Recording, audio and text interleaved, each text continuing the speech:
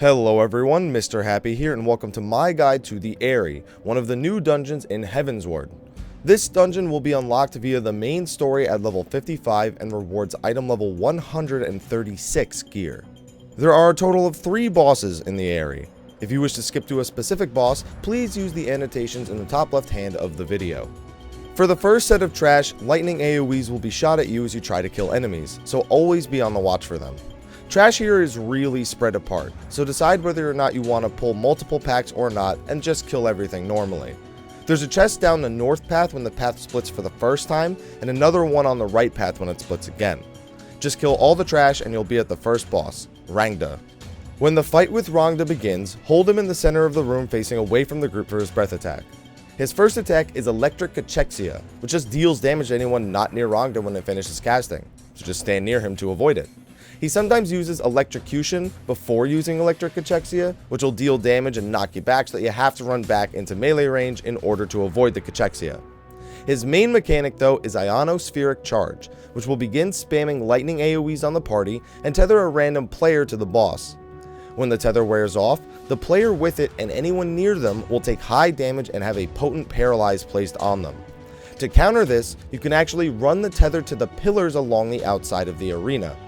The person tethered also becomes the target of an ad called Aery, but it doesn't hit too hard.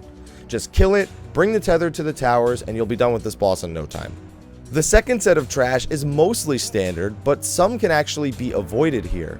Slumbering dragons won't wake up unless attacked or one of Nidhogg's broodlings are killed near them, so if you don't care for the EXP, you can skip over the slumbering dragons in favor of a faster run.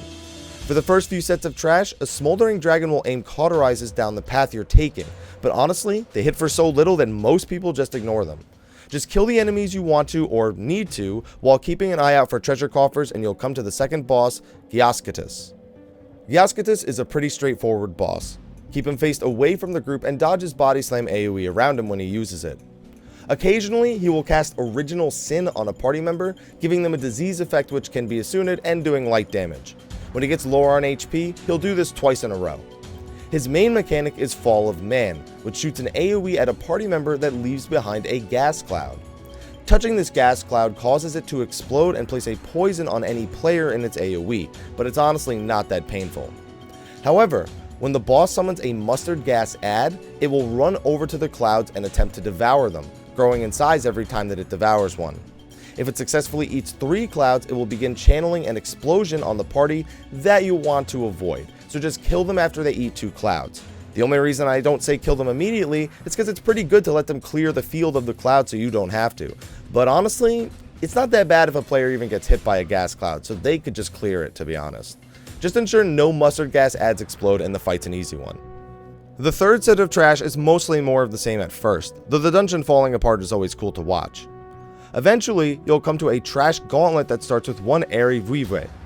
As it's about to die, 2 down wyverns will join that have low HP that need to be picked up and killed. When the first FFXIV dies, 2 more will join the fight, and as you're about to kill one of them, 6 down wyverns will join as well.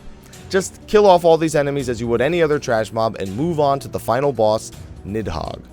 Nidhogg can be tanked right where he spawns facing away from the group. You'll want to ensure that none of Nidhogg's attacks hit Estinian if it can be avoided, as if Estinian's health falls to 0, Nidhogg's gonna kill ya. Standard to most bosses, he has a conal attack that hits pretty hard, as well as a room-wide AoE.